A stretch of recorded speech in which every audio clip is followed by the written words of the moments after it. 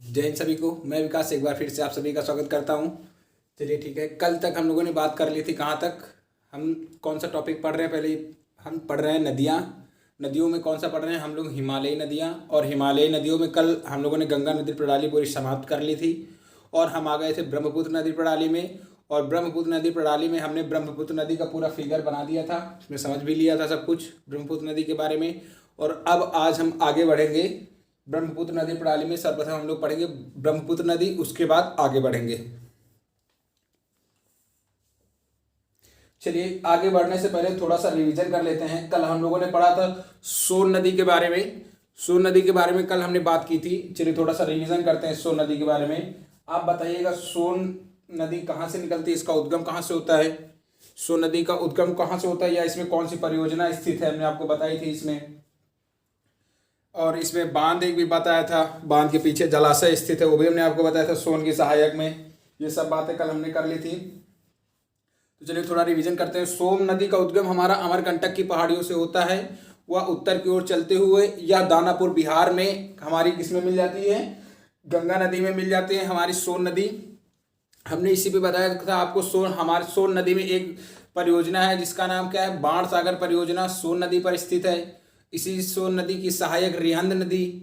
रिहंद नदी में हमारा रिहंद डैम स्थित है। रिहंद डैम के पीछे स्थित जलाशय को हम क्या कहते हैं? गोविंद वल्लभ पंत सागर जलाशय, जो भारत की सबसे बड़ी मानव निर्मित झील है। एक हमने बात की थी गोविंद सागर झील, वो भी हमने आपको बताया था, वो हिमाचल प्रदेश में है। इतनी बात हम लोगों ने कर ली थी। और उसके बाद हमने ब्रह्मपुत्र नदी का थोड़ा पढ़ा था।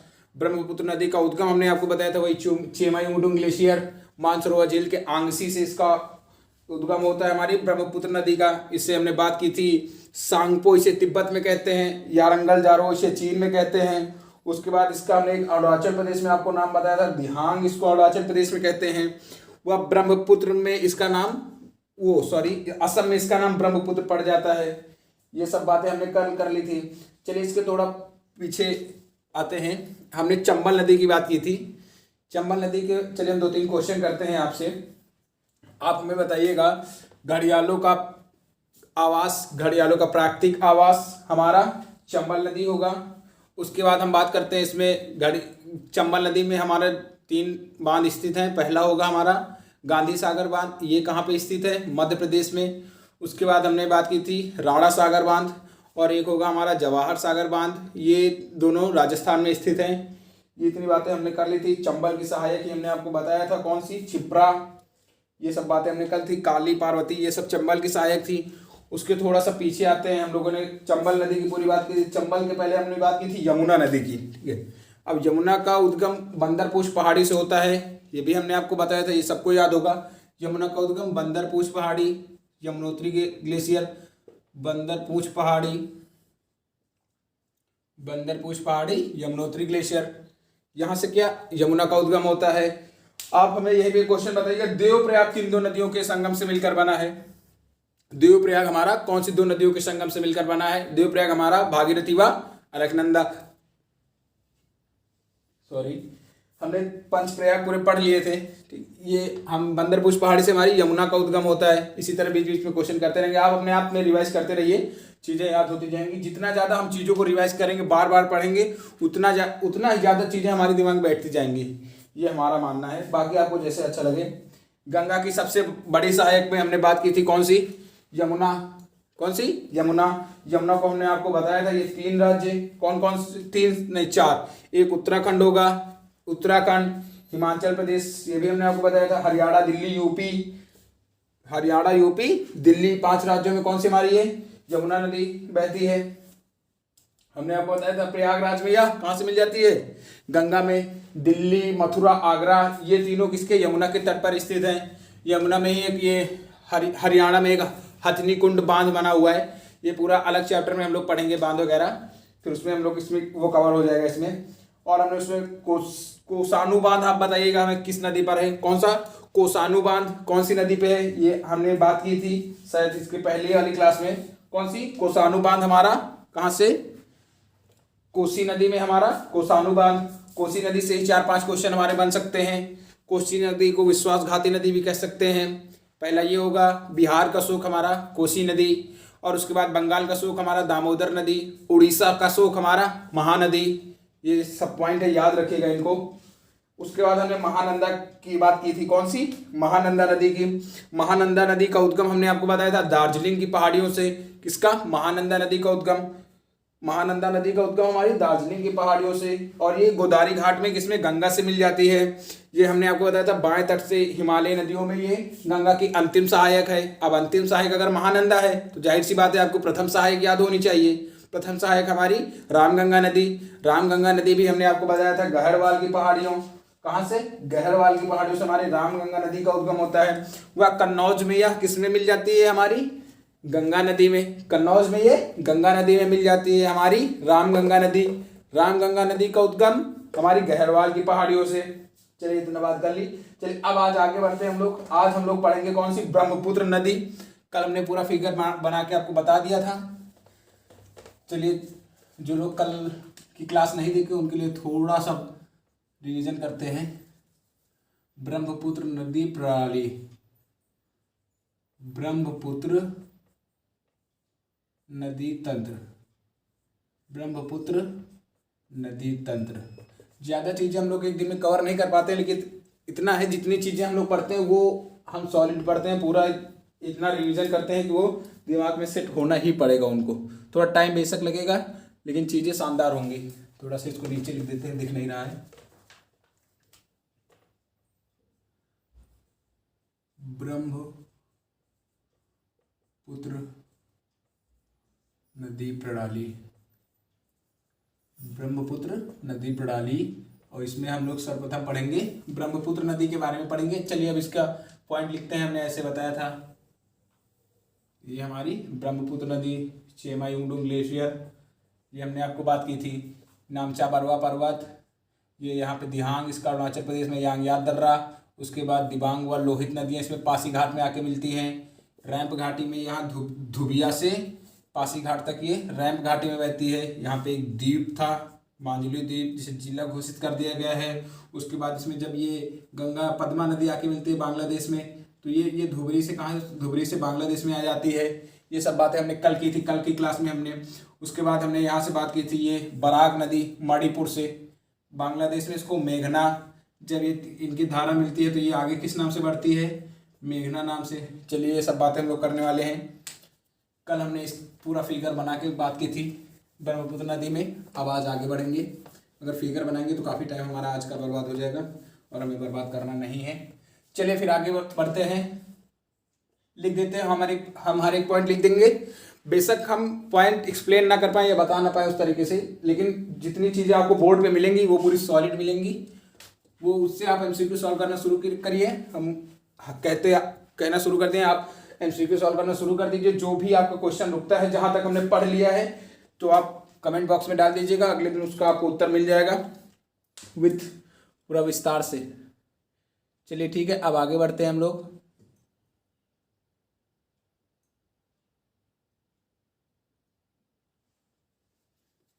चलिए इसमें लिखते हैं किसका? ब्रह्मपुत्र नदी का उद्गम। यह तिब्बत में स्थित चेमायुंगडुंग ग्लेशियर, यही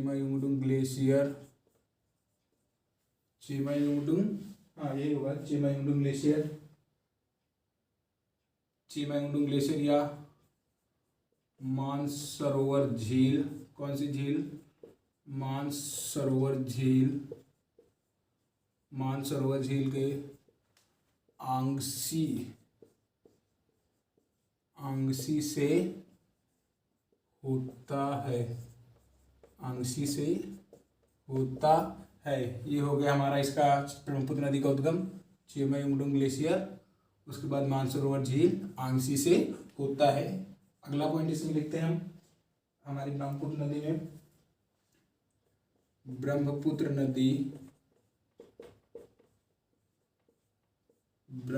नदी।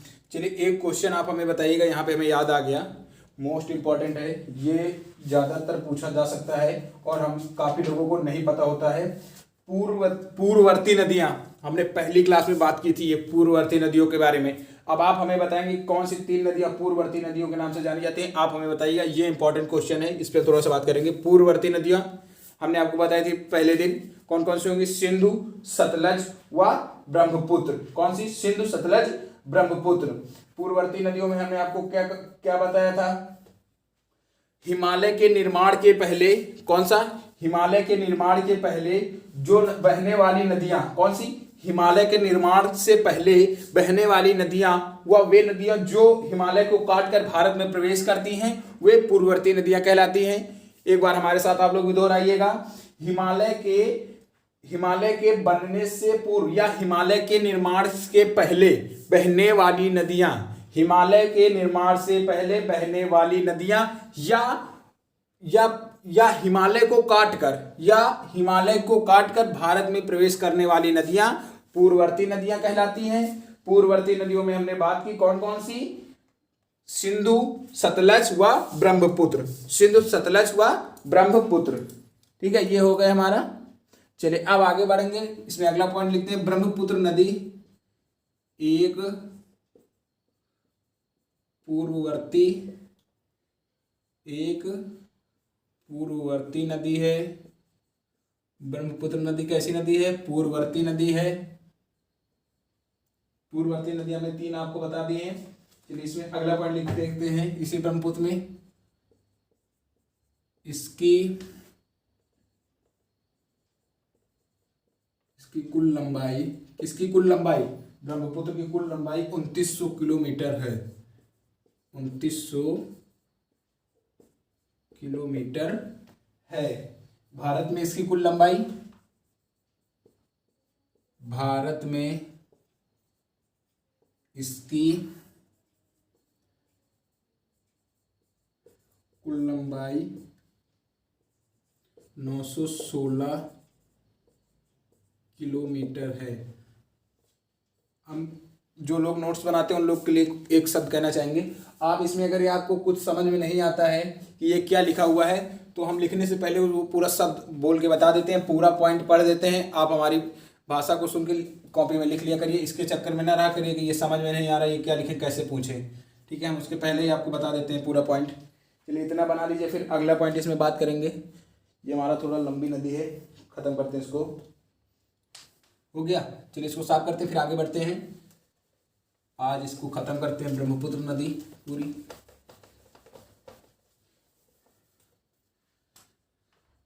चलिए लिखते हैं,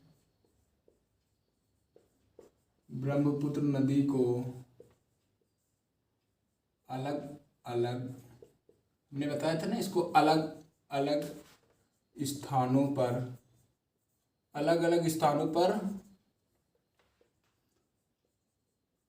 अलग अलग नामों से जाना जाता है। अलग अलग नामों से जाना जाता है। कौन सी? सिंधु नदी को। चलिए सर्वप्रथम हम बात करेंगे इसे तिब्बत में। तिब्बत में इसे क्या कहते हैं? तिब्बत में इसको हम लोग कहते हैं सांगपो। कौन सी नदी? सांगपो। सांगपो मतलब हवा को शुद्ध करने वाला। उसके बाद चीन में, कहाँ पे? चीन में से यारंगल, यारंगल लिखा हुआ है, ये चीन में से यारंगल जारगो बोलते हैं। उसके बाद आएगा अरुणाचल प्रदेश। अरुणाचल प्रदेश, कौन सा प्रदेश? अरुणाचल प्रदेश। अरुणाचल प्रदेश में से दिहांग, कौन सी? दिहांग नदी। उसके बाद आएगा इसे असम में ब्रह्मपुत्र। असम में ब्रह्मपुत्र नदी के नाम से जानते हैं। ब्रह्मपुत्र नदी के नाम से जानते हैं। ब्रह्मपुत्र नदी के नाम से जानते हैं। चलिए एक बात दोहराइएगा। तिब्बत में ब्रह्मपुत्र नदी को क्या कहते हैं? तिब्बत में ब्रह्मपुत्र नदी को सांगपो। सांगपो का अर्थ हमने आपको बताया, हवा को शुद्ध करने वाला। उसके बाद हम बात करेंगे इसे चीन में क्या कहते हैं? चीन में इसे यारंगल जारगो के नाम से जानी जाती है हमारी ब्रह्मपुत्र नदी। अरुणाचल प्रदेश में दिहांग दिहांग गार्ज का निर्माण करती है अरुणाचल प्रदेश में दिहांग नदी, व असम में ब्रह्मपुत्र के नाम से जानी जाती है। इतना बना लेंगे, फिर आगे बढ़ेंगे इसमें। ठीक है, असम में से ब्रह्मपुत्र, चीन में से यारंगल जारो, तिब्बत में से सांगपो, अरुणाचल प्रदेश में से दिहांग। चलिए क्वेश्चन करते हैं, चलिए आंसर दीजिएगा हमें। सब भारत का सबसे ऊंचा डैम, ऊंचा डैम मतलब भारत का सबसे ऊंचा बांध, आप हमें बताइएगा भारत का सबसे ऊंचा बांध। सबको पता ही होगा भारत का सबसे ऊंचा बांध हमारा टिहरी बांध। कौन सी दो नदियों के मिलन या संगम से बना हुआ है टिहरी बांध हमारा? टिहरी बांध हमारा दो नदियों के संगम से, कौन सी? एक होगी भिलांगना और एक होगी भागीरथी। आप हमें बताइएगा ये जो विष्णुप्रयाग बनता है, पंचप्रयाग हमने पढ़े थे पूरी क्लास में, हमने पूरा फिगर भी बनाया था। विष्णुप्रयाग कौन सी दो नदियों के संगम से बनता है? विष्णुप्रयाग हमारा धौली गंगा व अलकनंदा नदी मिलती है तो हमारा कौन सा प्रयाग बनता है? विष्णुप्रयाग। विष्णुप्रयाग धौली गंगा प्लस अलकनंदा नदी के संगम से, ये हो गया हमारा। आप भी हमारे साथ साथ रिवाइज करते रहिएगा। धौली गंगा पे एक हमने आपको बताया था संतों का प्रमुख तीर्थ स्थल स्थित है, ये सबको पता ही होगा। संत वो ये अरे सिखों का, किसका? सिखों का प्रमुख तीर्थ स्थल स्थित है, इसे क्या कहते हैं हम? हेमकुंड साहिल धौली गंगा नदी, याद रखिएगा इसको। चलिए इतना बना लिया, फिर आगे बढ़ेंगे अब हम लोग।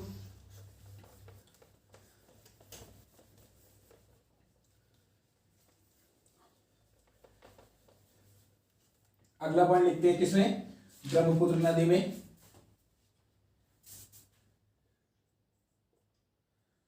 ये हो गया।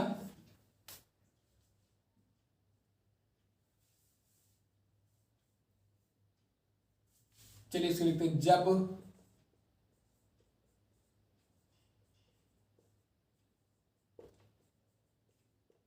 जब बांग्लादेश में, चलिए इसे लिखते हैं बांग्लादेश में इसे जमुना, बांग्लादेश में इसे जमुना के नाम से, बांग्लादेश में इसे जमुना के नाम से जानते हैं। एक मिनट रुकिएगा, थोड़ा कंफ्यूजन हो रहा है इस पॉइंट पे।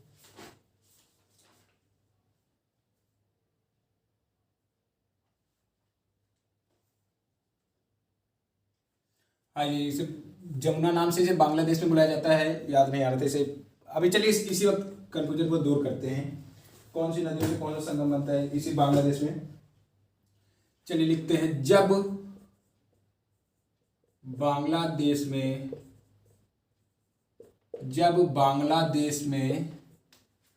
पद्मा व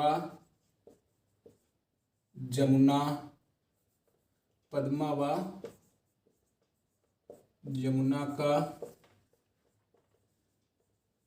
मिलन होता है तो संयुक्त धारा क्या कहलाती है?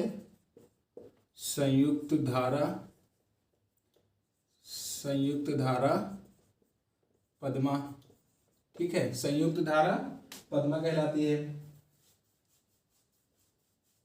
और इसी में अब हमने आपको बताया था ना, जैसे ये नदी आ रही थी, जब इसमें ये गंगा मिल जाती है तो चलिए थोड़ा सा बना के बताते हैं। जैसे ये गंगा आ रही, ये हमारी इधर से ब्रह्मपुत्र आ रही, जब इसमें ये दोनों पद्मा नाम से आती है, ये बांग्लादेश में मिलेंगी, तो जब ये इनकी संयुक्त धारा ये बनेगी ना, तो इससे भी हम लोग पद्मा नाम से जानते हैं। कौन से? पद्मा नाम से। जब हमने आपको बताया था ये मणिपुर से हमारी बराक नदी निकल के आती है और इसे बांग्लादेश में मेघना नाम से जानते हैं, समझ में आ रहा होगा। तो जब ये इसमें मिल जाती है तो ये इसकी जो संयुक्त धारा बनते हैं, इसे हम मेघना कहते हैं। चलिए पॉइंट लिख देते हैं हम इसमें पूरा। कितना हो गया? वह पद्मा व मेघना के मिलन से संयुक्त धारा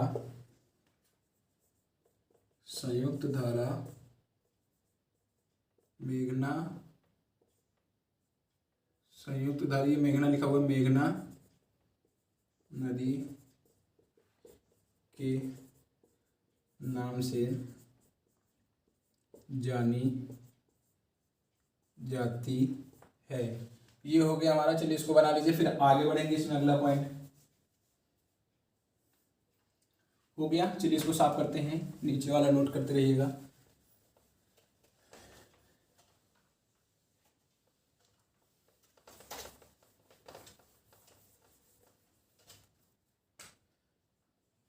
यह नदी, कौन सी नदी? ब्रह्मपुत्र नदी। यह नदी नामचा बरवा पर्वत से यू टर्न लेकर, यह नदी नामचा बरवा पर्वत से यू टर्न लेकर, ये तो आपको पता ही होगा ना, या कि ये तिब्बत चीन से हमने बता दिया है। चलिए, यह नदी नामचा पर्वत से यू टर्न लेकर कहाँ? यांग या दर्रे से, कहाँ पे? यू टर्न लेकर यांग या दर्रे से कहाँ प्रवेश करती है? अरुणाचल प्रदेश में। कहाँ पे? अरुणाचल प्रदेश में प्रवेश करती है। अभी हमने जाना अरुणाचल प्रदेश में, इसका नाम क्या बताया था हमने आपको? वह दिहांग नदी के नाम से जानी जाती है। दिहांग नदी के नाम से जानी जाती है। चलिए इसी में अगला पॉइंट लिखते हैं हम। कौन सी? ब्रह्मपुत्र नदी में अरुणाचल प्रदेश में, कहाँ पे? अरुणाचल प्रदेश में यह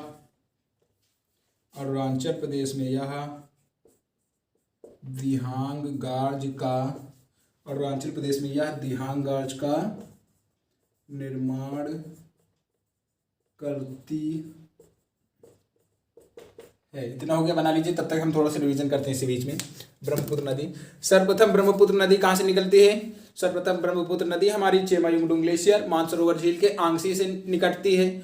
वह या इसमें हमने आपको बताया था, इसके बाद हमने डायरेक्ट लिखाया था यह। चलिए इसके बाद ये बताते हैं आपको। यह तिब्बत व चीन से बहते हुए यू टर्न लेके नामचा बरवा पर्वत से अरुणाचल प्रदेश में प्रवेश करती है। तथा इसका नाम अरुणाचल प्रदेश में हम क्या जानते हैं? दिहांग नदी के नाम से जानते हैं। यह अरुणाचल प्रदेश में ही दिहांग गार्ज का निर्माण करती है। उसके बाद हमने बात की, ये ब्रह्मपुत्र नदी हमारी एक पूर्ववर्ती नदियां हैं।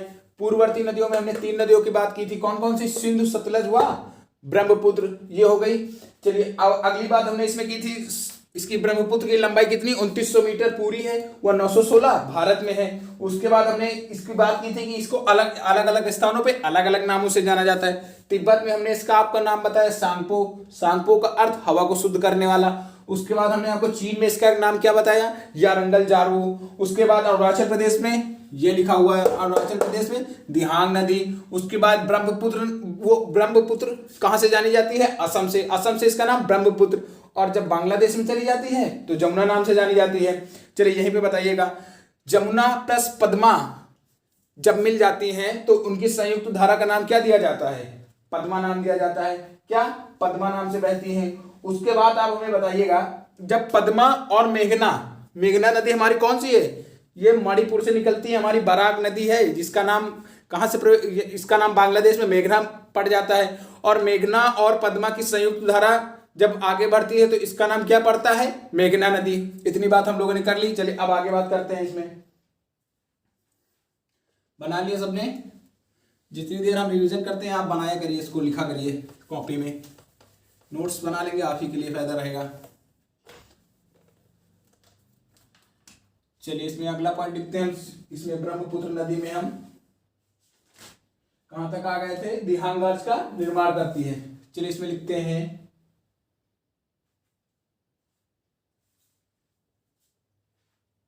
अरुणाचल प्रदेश में ही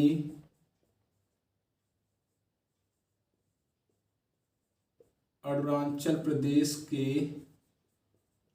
पासीघाट, ये पासीघाट कल हमने आपको फिगर में बताया था। पासीघाट सदिया पासीघाट सदिया में इसमें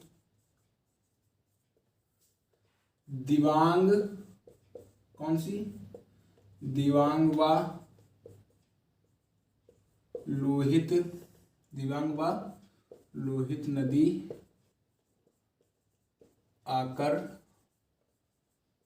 मिलती है। कहाँ पे? पासीघाट, पासीघाट के सदिया में इसमें दिबांग व लोहित नदी आके मिलती है। चलिए इसमें लिखते हैं, इसके बाद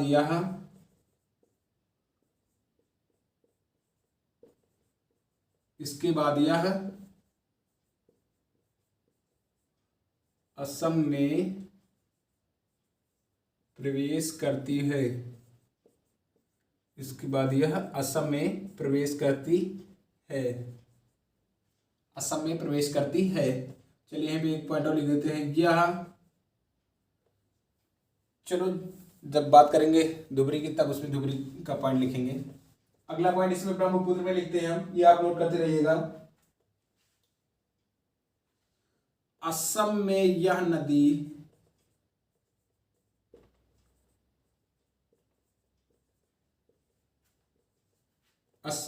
नदी माजुली, कौन सा द्वीप? माजुली द्वीप का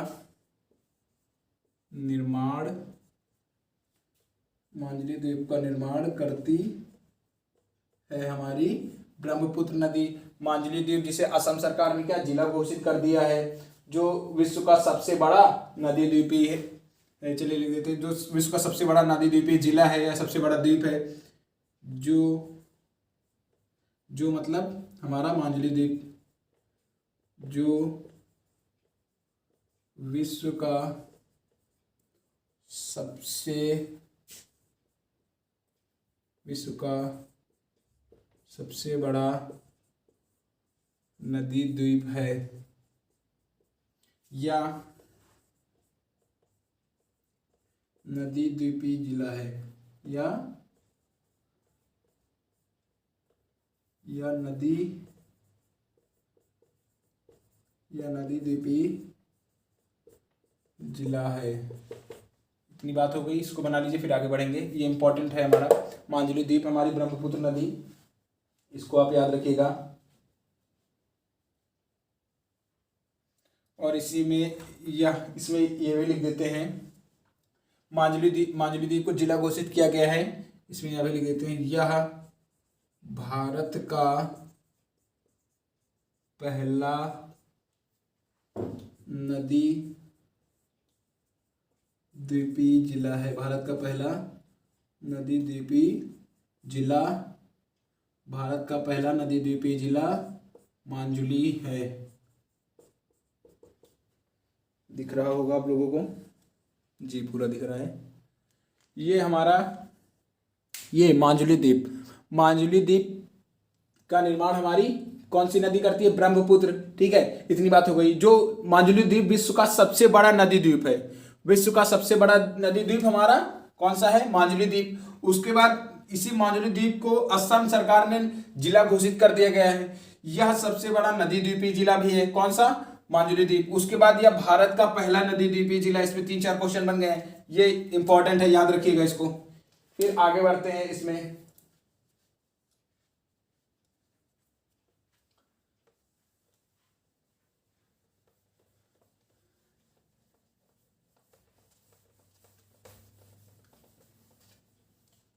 चलिए आगे लिखते हैं इसमें,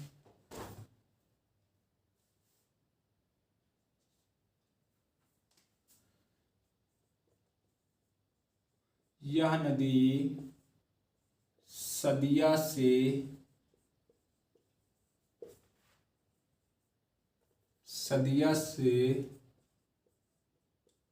धुबरी तक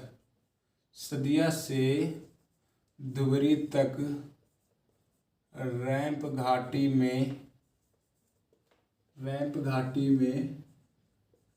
बहती है। सदिया से धुबरी तक रैंप घाटी में बहती है हमारी ब्रह्मपुत्र नदी। ये किसी में और पढ़ लेते हैं, यह गुम्फित या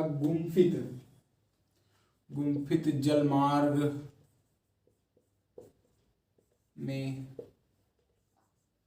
यह गुम्फित जलमार्ग में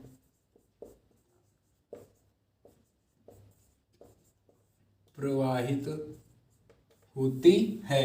ये हो गया। इसमें अगला पॉइंट लिखते हैं, कौन सी? ब्रह्मपुत्र नदी को हमने आपको बता दिया बांग्लादेश में जमुना बुलाया जाता है, इसके पहले हमने बात की थी। आगे लिखते हैं इसमें, कौन सी? ब्रह्मपुत्र नदी में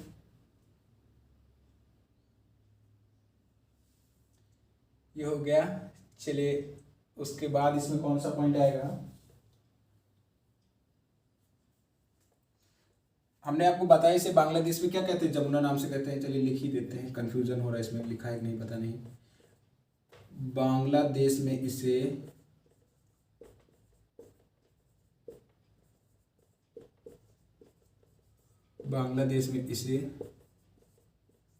जमुना नाम से बुलाया जाता है। इतना पॉइंट हो गया, लिख लिया इतने सबने। चलिए अब आगे बढ़ेंगे। इसमें कल हमने आपको बताया था धुबरी से बांग्लादेश में प्रवेश करती है। एक पॉइंट इसमें लास्ट लिख देते हैं, फिर इसके हम सहायक नदियों में पढ़ेंगे। यह धुबरी से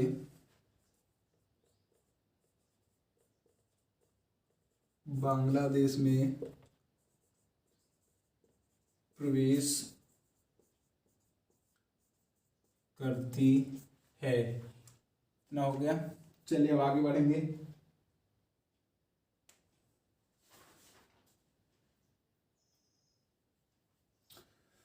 चलिए बना लिया सबने।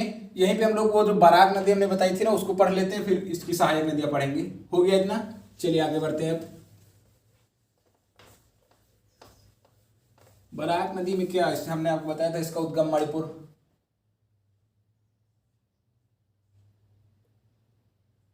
ब्रह्मपुत्र नदी प्रणाली। चलिए लिखते हैं।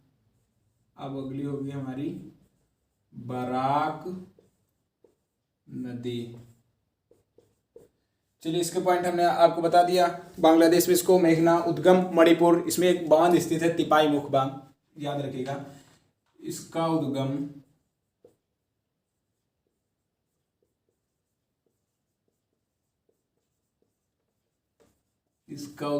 मणिपुर से होता है। इसका उद्गम मणिपुर से होता है।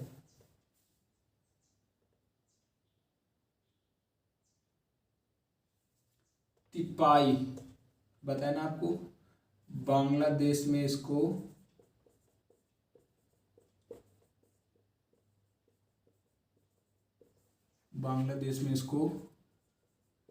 मेघना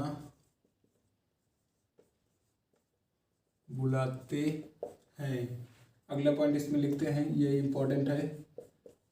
तिपाई मुख बांध। तिपाई मुख बांध कौन सा बांध? तिपाई मुख बांध भारत व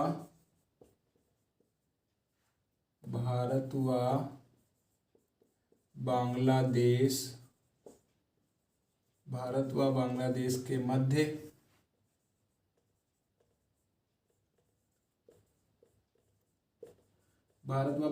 मध्य विवाद है, जो कहाँ स्थित है? हमारी बराक नदी पर है। ये हो गया। एक इसमें और लिख देते हैं, बराक नदी। ये दिख रहा है या इंक अभी प्रयोग कर लें, थोड़ा दिख रहा है। चलिए ये पॉइंट लिख देते हैं, उसके बाद हम इसमें लिख दे पॉइंट इंक डालेंगे, या इसमें चलिए लिख देते हैं इसमें पॉइंट थोड़ा। यह लखीमपुर से भागा तक। कौन सा है ये? लखीमपुर से भागा कितनी दूरी है ये? 121 किलोमीटर। कितना है? 121 किलोमीटर है। 121 किलोमीटर तक राष्ट्रीय जलमार्ग संख्या 6, राष्ट्रीय जलमार्ग संख्या 6, राष्ट्रीय जलमार्ग संख्या 6 है। लखीमपुर से भागा तक 121 किलोमीटर तक राष्ट्रीय जलमार्ग संख्या है। आप बताइएगा, ये जो टिहरी बांध है हमारा, ये भूकंप जोन किसमें स्थित है? टिहरी डैम हमारा भूकंप जोन किसमें स्थित है? ये हमने आपको बताया था, याद होगा आप लोगों को। जोन किस? जोन टिहरी जोन भूकंप जोन कौन सा? 5, भूकंप जोन 5 में स्थित है, याद रखिएगा ये। अब चलिए बात करते हैं ब्रह्मपुत्र की सहायक नदियों में, लिख लेते हैं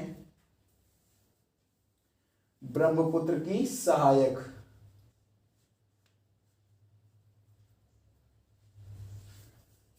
डाल रहे हैं लिंक। ये हो गई हमारी बराक नदी, जो हमने क्या बताया था आपको, बांग्लादेश में मिलती है। इसमें पद्मा में, पद्मा कहेंगे उसे बांग्लादेश में, क्योंकि जमुना और पद्मा की संयुक्त धारा पद्मा कहलाती है। चलिए थोड़ा सा इंक कर लेते हैं, 2 मिनट का समय दीजिएगा बस। तब तक आप हमें बताइएगा, शेषनाग झील से कौन सी नदी की उत्पत्ति होती है? कौन सी झील? शेषनाग झील। व्यास नदी की उत्पत्ति, व्यास नदी की उत्पत्ति, व्यास की उत्पत्ति हमारा व्यास कुंड। शेषनाग झील से हमारी कौन सी? झेलम। चलिए अब बात करते हैं ब्रह्मपुत्र की सहायक, ब्रह्मपुत्र की सहायक नदियां, ब्रह्मपुत्र की सहायक नदियां। चलिए इसमें लिखते हैं तीस्ता, पहली होगी कौन सी? तीस्ता, केमांग, मानस। तीस्ता, केमांग, मानस। तीस्ता, केमांग, मानस व सुबनसिरी। कौन सी? सुबनसिरी। कौन सी सिरी? सुबनसिरी। धनसिरी, सुबनसिरी, धनसिरी। एक होगी इसमें कपिली। कौन सी? कपिली।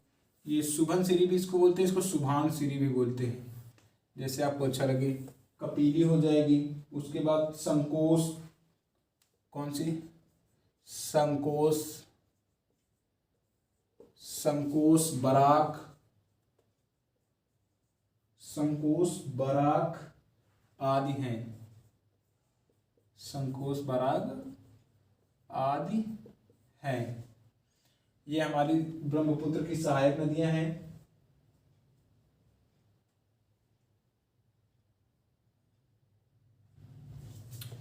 तीस्ता नदी के बारे में एक पॉइंट लिख देते हैं। तीस्ता नदी का उद्गम सिक्किम की, तीस्ता नदी का उद्गम सिक्किम की चोलामो झील। कौन सी? तीस्ता नदी का उद्गम सिक्किम की चोलामो झील, सिक्किम की चोलामो झील। सिक्किम की कौन सी झील? चोलामो झील से होता है। और यह बांग्लादेश में ब्रह्मपुत्र या चलिए लिखते हैं इसमें, यह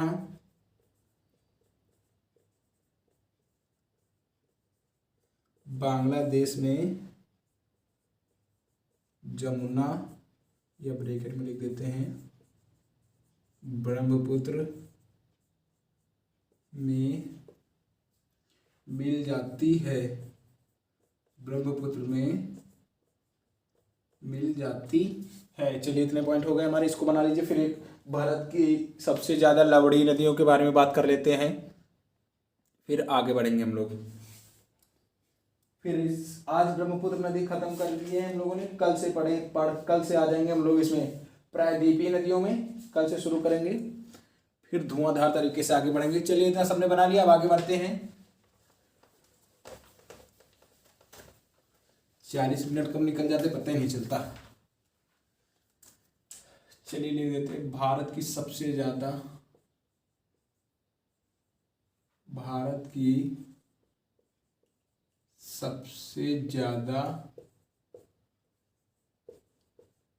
लवणीय नदी।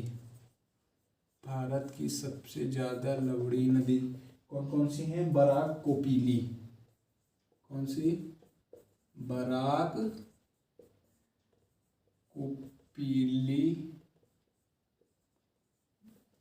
कोपिली, बराक कोपिली हैं, ये लिख लीजिएगा। उसके बाद ये ले देते हैं गंगा व ब्रह्मपुत्र का डेल्टा। गंगा व ब्रह्मपुत्र का डेल्टा चापाकार है। गंगा व ब्रह्मपुत्र का डेल्टा चापाकार है। चलिए अब इतनी चीज़ें हम लोगों ने बात कर ली है, तो उम्मीद करते हैं आपको 1-2 क्वेश्चन देंगे। आप अगर हो सके, यदि आपको आता हो तो कमेंट कर दीजिएगा, ये कोई बात नहीं है। गांधी सागर बांध, ये आपको बताना है। गांधी सागर बांध किस नदी पे स्थित है? उसके बाद आपको बताना है राष्ट्रीय जलमार्ग संख्या 6 किस नदी पर स्थित है, ये आपको बताना है। नदी पर स्थित है। गांधी सागर बांध किस नदी पे है, ये किस राज्य में है, ये भी आप हमें बता दीजिएगा। चलिए फिर आज की क्लास को यहीं तक रखते हैं, मिलते हैं कल अपनी नेक्स्ट क्लास में। कल हम पढ़ेंगे प्रायद्वीपीय नदियों के बारे में। आज से हमारी हिमालयी नदियां समाप्त हो गई और कल से हम प्रायद्वीपीय नदियों में धुआंधार तरीके से पढ़ते हुए आगे बढ़ेंगे। चलिए फिर आज की क्लास को यहीं तक रखते हैं। जय हिंद सभी को।